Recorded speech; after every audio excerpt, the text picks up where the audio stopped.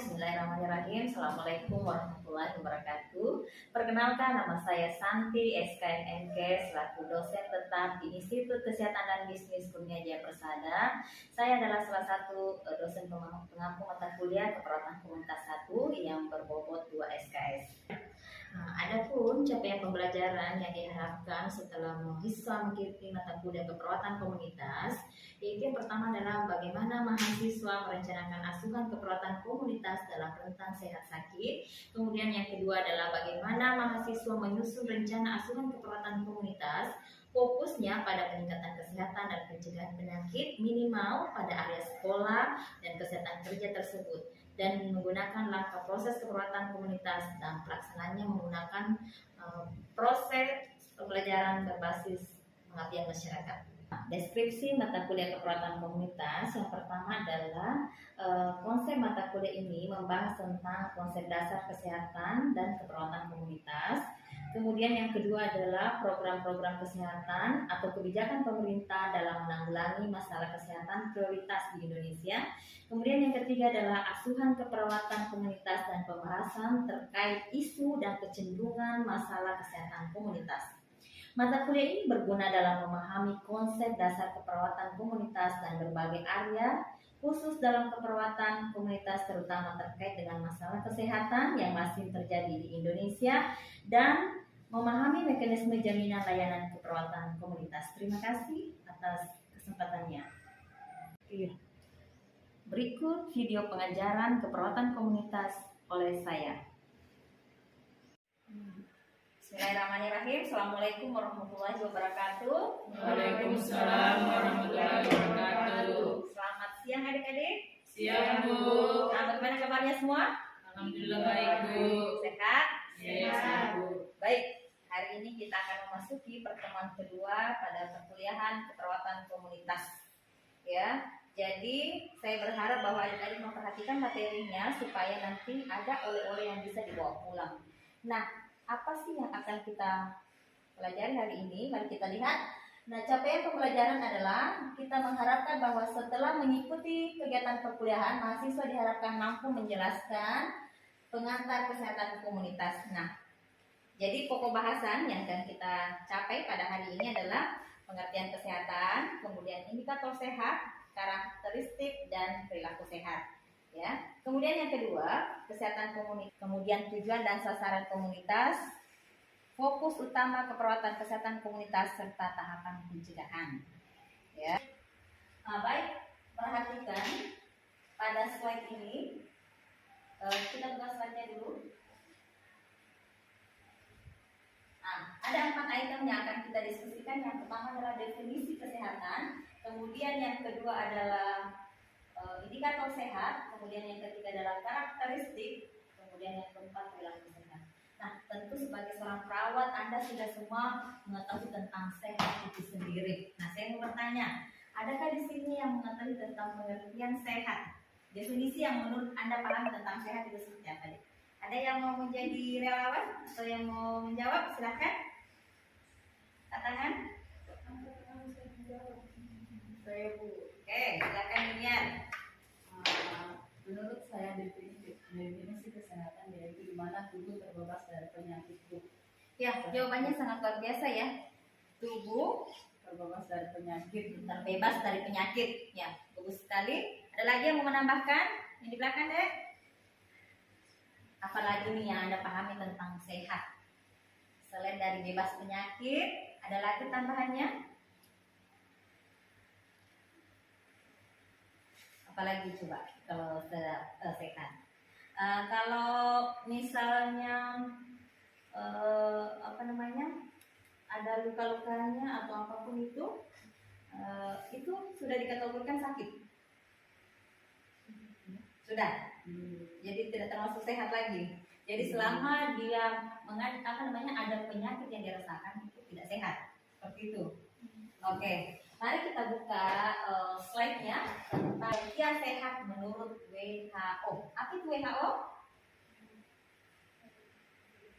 Health Organization atau Organisasi Kesehatan Dunia. Coba yang di belakang bisa membantu membaca apa itu kesehatan menurut WHO? Kesehatan adalah keadaan sempurna baik fisik, mental maupun Kesehatan itu adalah keadaan sempurna, baik fisik, mental maupun sosial, tidak hanya bebas dari penyakit dan cacat. Jadi ada 4 batasan yang dikategorikan sehat menurut WHO. Yang pertama fisik, mental, sosial, dan bebas dari kecacatan. Kemudian, menurut Undang-Undang Kesehatan Nomor 36 Tahun 2009, nah mari kita lihat. Nah, Undang-Undang Kesehatan Nomor 36 Tahun 2009 dikatakan bahwa keadaan sehat baik secara fisik, mental, spiritual maupun sosial yang memungkinkan setiap orang untuk hidup produktif secara sosial dan ekonomi. Menurut Undang-Undang Kesehatan tahun 2009, apakah Anda ini sudah termasuk sehat? Coba berpikir. Kalau secara fisik sehat? Sehat, bagus. Mental? belum tahu. Belum. Kemudian spiritualnya bagaimana? Spiritual adalah bagaimana kedekatan kita dengan Sang Pencipta. Bagus semua ya? Saya yakin bagus semua. Insya Allah. Kemudian kita berbicara tentang hidup produktif secara sosial dan ekonomis. Nah, apakah ini Anda dikategorikan produktif secara sosial maupun ekonomi? Bahwa mari kita lihat indikator sehat itu. Gambarkan atau menunjukkan status kesehatan sekelompok orang dalam populasi tertentu. Nah, jadi di sini ada 4 indikator kesehatan yang akan kita perjelas. Kesehatan fisik yang dimaksud adalah tidak adanya keluhan atau rasa sakit. Saya yakin di sini semuanya datang sehat ya. Tidak ada keluhan, berarti kesehatan fisiknya bagus.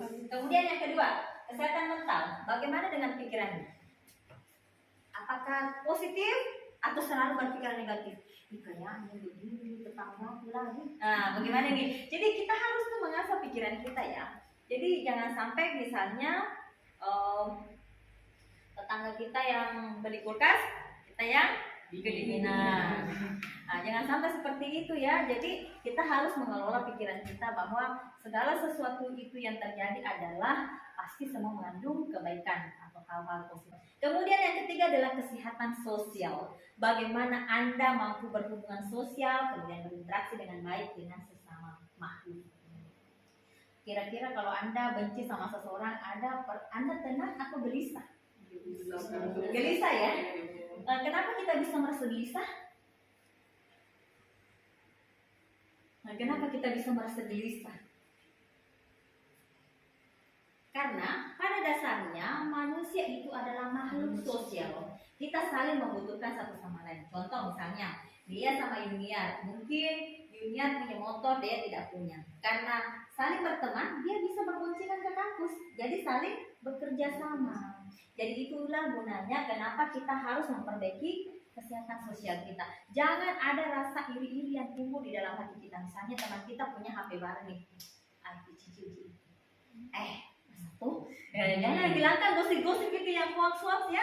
Jadi upayakan itu sosial kita juga saling kita bangun secara baik, bekerja sama dengan baik. Dalam karakteristik maupun perilaku sehat itu adalah respon seseorang ya, respon kita. Bagaimana kita menanggapi suatu kejadian, stimulus itu adalah semacam rangsangan ya. Jadi misalnya gini, kalau Anda berpikir saya ini sakit deh, sakit tidak? Kalau misalnya kayaknya panas badan, kayaknya sakit nggak? Biasa sakit ya, karena kita sudah merespon alam bawah sadar kita. Tetapi kalau misalnya kita ini, kayaknya nggak apa-apa deh, mungkin saya kecapean aja. Biasanya itu tidak kenapa-kenapa ya. Jadi kita itu dipengaruhi oleh alam bawah sadar kita. Jadi bagaimana orang berpikir sehat atau sakit tergantung juga dari pola pikirnya.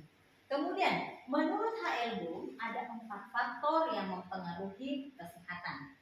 Yang pertama adalah lingkungan, kemudian yang kedua perilaku, kemudian yang ketiga adalah pelayanan kesehatan, kemudian yang keempat keturunan atau hereditas. Nah, 4 item ini tentu memang saling mempengaruhi satu sama lain di dalam kehidupan kita. Yang pertama mari kita bahas tentang lingkungan. Kenapa coba lingkungan mempengaruhi kesehatan kita? Ada yang mau menjawab? Anda hidup semua di lingkungan kan? Ya, oke. Kenapa bisa mempengaruhi kesehatan?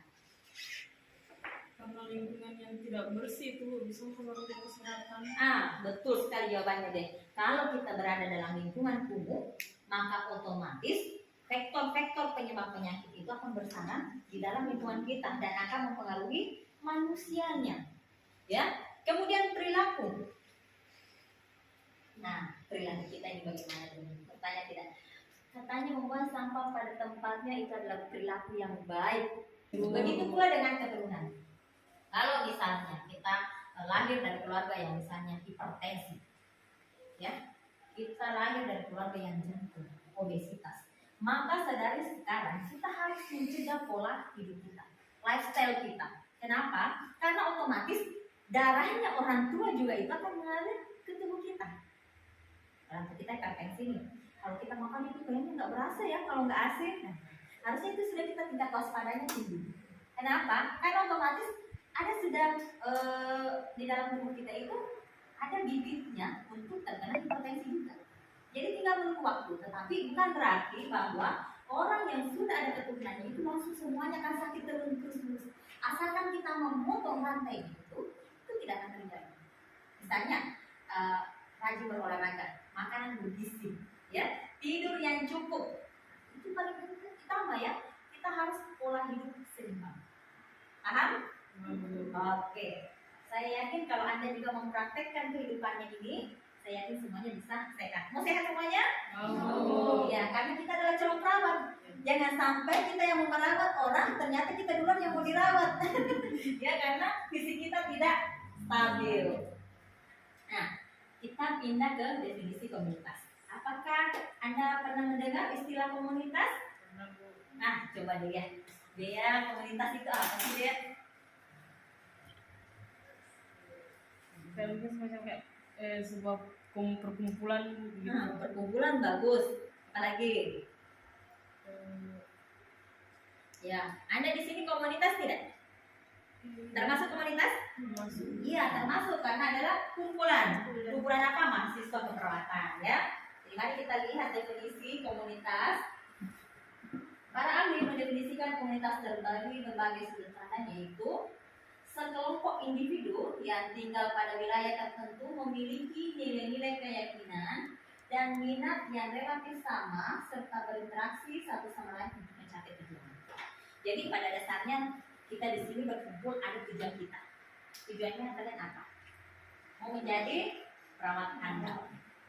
Menjadi perawat handal tentu saling bekerja sama satu sama lain, ya. Jadi misalnya semester 4 mendidik, mungkin juniornya yang semester 2, Anda belajar nanti begini ya, saling bekerja sama. Mungkin yang semester 4 bertanya juga kepada seniornya. Karena kita adalah komunitas.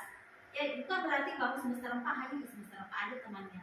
Semester 2 aja temannya, enggak bisa begitu. Karena kita saling apa tadi? Membutuhkan. Kita adalah makhluk sosial. Nah, kita semua ya. Nah, menurut WHO pada tahun 1974 mendefinisikan bahwa komunitas sebagai suatu kelompok sosial yang ditentukan oleh batas-batas wilayah, nilai-nilai keyakinan, minat yang sama, serta adanya saling mengenal dan interaksi antara anggota satu dengan yang lainnya. Jadi ada batas-batasnya. Kira-kira di sini apa yang komunitas menurut WHO? Ada batas-batas wilayah. Apalagi di situ di atas? Nilai keyakinan, kemudian minat yang sama, kemudian saling mengenal, kemudian interaksi antara satu masyarakat dengan yang lainnya. Itu menurut WHO ya. Jadi WHO itu kalau mendefinisikan itu komplit, universal ya. Kemudian ada lanjutan lagi dari Stedley mengatakan bahwa komunitas adalah sekumpulan orang yang saling bertukar pengalaman penting dalam hidupnya. Jadi dia mengatakan bahwa komunitas itu hanya berkait dengan orang satu sama lain yang saling mempunyai kebutuhan. Kemudian menurut Kucheringrat bahwa komunitas itu sebagai suatu kesatuan hidup manusia yang menempati suatu wilayah yang nyata, ya, yang berinteraksi menurut suatu adat istiadat serta terikat oleh rasa identitas suatu komunitas. Misalnya komunitas pembalap, ya, ada cirinya masing-masing. Komunitas di sini organisasi mungkin ya, ada BEM, ada Maperwa ya, ada mungkin UKM juga ya, misalnya Korps Sukarela, Pramuka. Nah, itu semua memiliki nilai-nilai atau keunikan masing-masing pada komunitasnya. Kemudian menurut saudara itu sendiri, Komunitas adalah sebagai tempat atau kumpulan orang-orang atau sistem sosial. Jadi pada dasarnya ketika orang berkumpul, maka itu dan saling adanya ada suatu bangunan dan sistem sosial yang terjadi, maka itu dikategorikan sebagai komunitas. Paham di sini? Sampai komunitas? Bisa dilanjut? Baik. Kalau misalnya ada yang tidak jelas, bisa bilang kembali ya Bu, supaya jangan sampai nanti Anda pulang masih bingung. Supaya kalau saya menjelaskan, bilang Bu saya belum mengerti, supaya saya jelaskan ulang kembali ya Dek. Nah, layanan kesehatan profesional ditujukan kepada komunitas dengan penekanan pada kelompok berisiko tinggi dalam upaya pencapaian derajat kesehatan yang optimal dalam pencegahan penyakit dan peningkatan kesehatan dengan menjamin keterjangkauan pelayanan kesehatan yang dibutuhkan dengan melibatkan klien sebagai mitra dalam perencanaan, pelaksanaan dan evaluasi pelayanan kesehatan. Jadi pada dasarnya kalau kita berbicara tentang keperawatan komunitas, kita lebih menekankan kepada kelompok yang beresiko tinggi, ya, bagaimana kita bisa membantu mereka dalam upaya mencapai derajat kesehatan. Jadi sebenarnya dalam berbicara tentang keperawatan komunitas itu kita berbicara tentang pencegahan, ya. Bagaimana misalnya kalau orang dokter itu menangani orang sakit, ya. Jadi memang ranahnya orang dokter itu hanya orang sakit, ya. Dia lebih fokus kepada penyakit yang menderita penyakit itu. Tapi kalau kita sebagai perawat, kita ini sebagai bagaimana kita bisa mencegah, preventif. Jadi tentu ada upaya-upaya yang akan kita lakukan untuk mengingatkan masyarakat agar tetap menjaga kesehatannya. Nah, kalau misalnya Anda nanti semester lanjut, ya, Anda akan belajar tentang promosi kesehatan, Anda akan belajar tentang komunikasi, jadi semua itu akan saling melengkapi satu sama lain. Karena mata kuliah di keperawatan itu saling sinkron satu sama lain, ya. Jadi kalau Anda tidak datang kuliah, maka Anda akan pergi sendiri, ya. Karena nanti Anda ketinggalan mata kuliah itu, bagaimana tekniknya? Anda akan susah. Mari kita lihat slide lagi. Nah, ini adalah tujuan dari keperawatan komunitas. Ya, jelas dibaca ya bahwa bagaimana kita bisa memberikan pelayanan keperawatan langsung atau direct care terhadap individu, keluarga dalam konteks komunitas. Jadi ada dalam bentuk keperawatan pelayanan langsung, ya. Misalnya yang sakit nih, bagaimana kita misalnya sebagai seorang perawat bisa langsung memberikan pelayanan, misalnya sakit apa, diberikan obat atau bagaimana penanganan, ya. Nah, kalau misalnya keluarga, bagaimana kita mengingatkan keluarga untuk lebih mewaspadai, misalnya ketika ada keluarganya adik misalnya sakit, nah ingatkanlah keluarganya, tolong kalau berdekatan dengan kita jangan terlalu dekat. Kalau misalnya lebih pilek, ya, gunakan masker atau jangan bersentuhan. Kalau misalnya habis bersentuhan di tangan supaya itu virus-virus yang terjadi itu tidak menyebar. Ya, kita ingatkan seperti itu. Begitu pula dalam konteks komunitas, ya. Jadi seluruh masyarakat, kalau misalnya kayak sekarang, apalagi yang lebih viral, cacar monyet. Nah, sekarang sudah ada katanya masuk di Indonesia, sudah ada beberapa kasus, ya. Tentunya ini lebih harus kita waspadai karena kita belum tahu apakah sudah ada obatnya yang disediakan pemerintah atau tidak.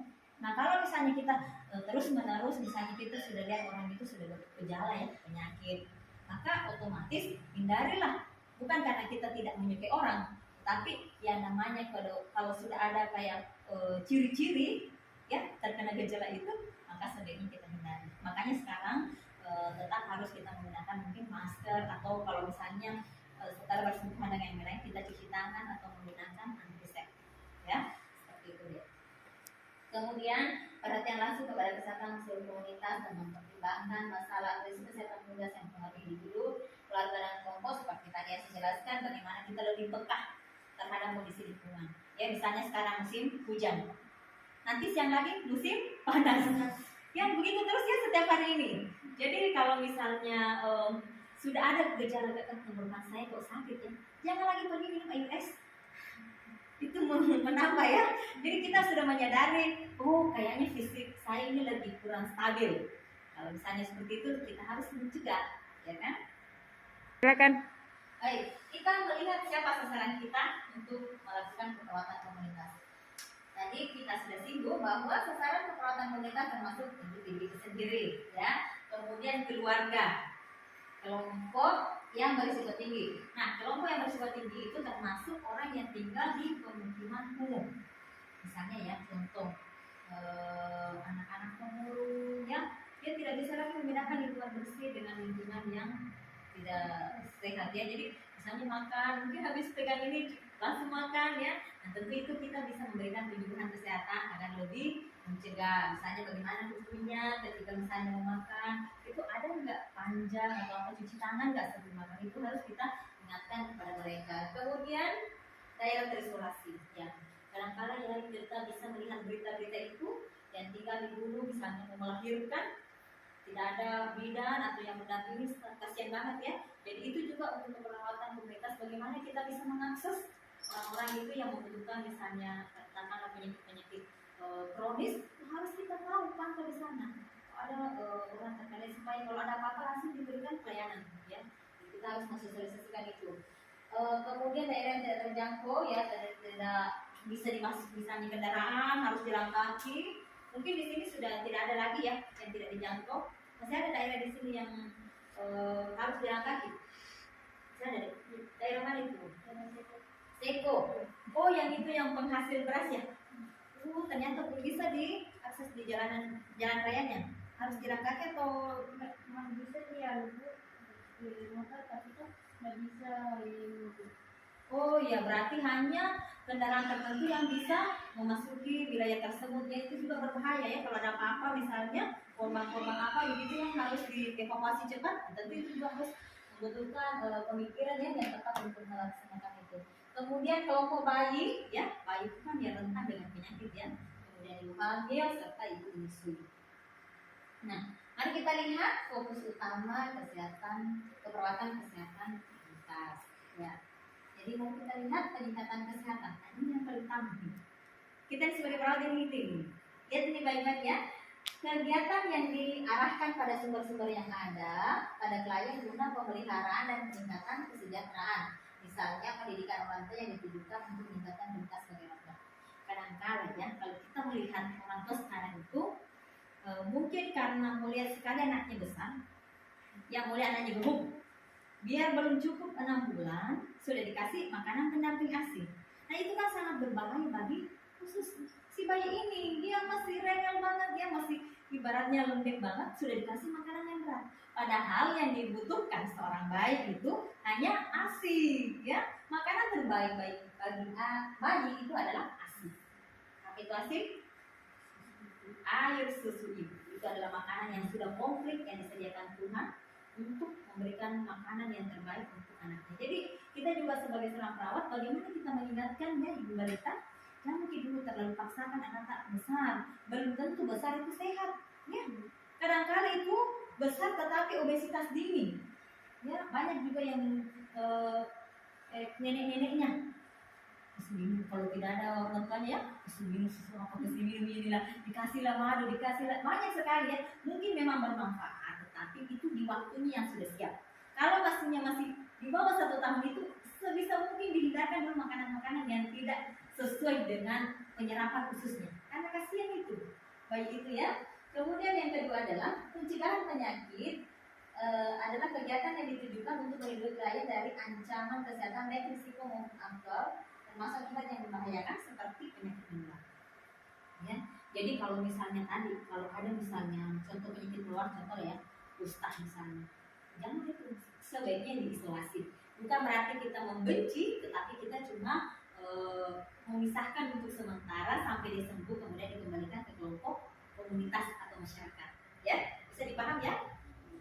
Oke. Nah, prevensi primer mencakup health promotion adalah kita bisa melakukan promosi kesehatan. Yang pertama adalah pendidikan kesehatan yang berkaitan dengan lingkungan, situasi ekonomi yang mempengaruhi perilaku yang menunjang kesehatan. Nah, apa sih contoh perilaku promosi kesehatan? Bisa kita lihat bagaimana kita menghindari merokok ya, merokok. Karena merokok bisa menyebabkan penyakit jantung, paru-paru, apalagi gangguan kehamilan ya. Kalau kita lihat itu di belakang sampul rokok itu kan sudah diterahkan ya. Jadi bagaimana kita memperjelas masyarakat agar tetap waspada. Kemudian berolahraga secara teratur. Olahraga yang baik itu bagaimana? Minimal 2 kali 1 minggu. Nah, dalam 1 minggu itu. Anda olahraga semuanya?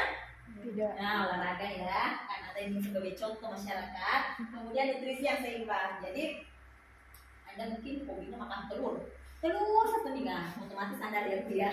Jadi jangan karena hobinya Anda itu dituruti, sesuaikan juga dengan kebutuhan tubuh kita. Jadi tubuh kita itu juga butuh daging, tubuh kita juga butuh ikan, karena itu saat pembangun di dalam tubuh sayur mayur ya. Jadi jangan hanya hobinya terus yang diikuti, tetapi ikuti apa yang dibutuhkan oleh tubuh kita. Gizi yang seimbang. Kontrol terhadap stres ya. Kalau ada masalah, insya Allah ada jalan. Berpikir selalu ada jalan ya. Kemudian istirahat yang cukup. Nah, gara-gara pakai sekarang anak-anak lagi tidak memperdulikan itu berapa jam harus tidur ya. Padahal komponennya itu harus berapa? 8 jam ya, 8 jam istirahat yang cukup. Karena disitulah tubuh akan memetabolisme racun-racun atau toksin yang tidak dibutuhkan oleh tubuh kita dikeluarkan. Nah, itulah kenapa kita harus istirahat. Kemudian lanjutannya adalah health protection. Bagaimana kita bisa melakukan perlindungan pada lingkungan, misalnya pabrik dan listrik yang melindungi bahaya masyarakat dari bahaya. Contohnya adalah kontrol dari bahan-bahan beracun. Jadi misalnya contohnya kalau orang yang bekerja di perusahaan, misalnya sekarang yang terkenal di mana itu orang bekerja? Di Morowali.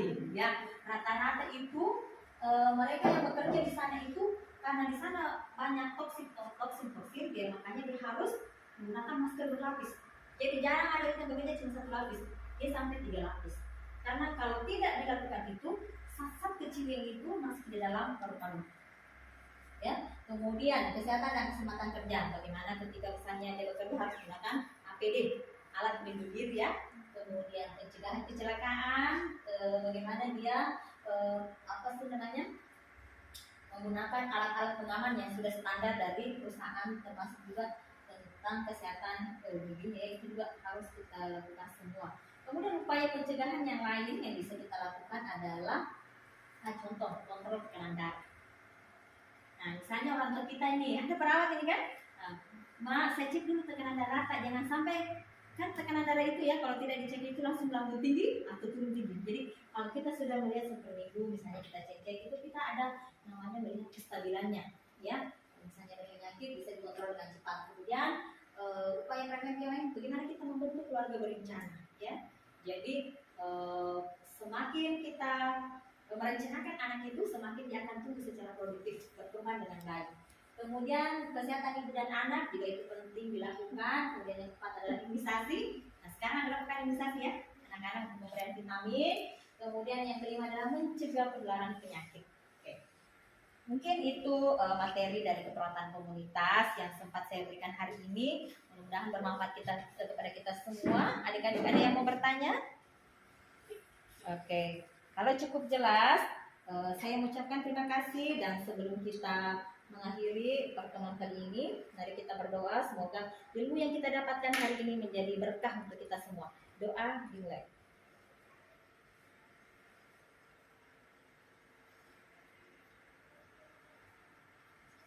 Selesai. Ya, terima kasih ya Dek. Sampai jumpa di pertemuan ketiga.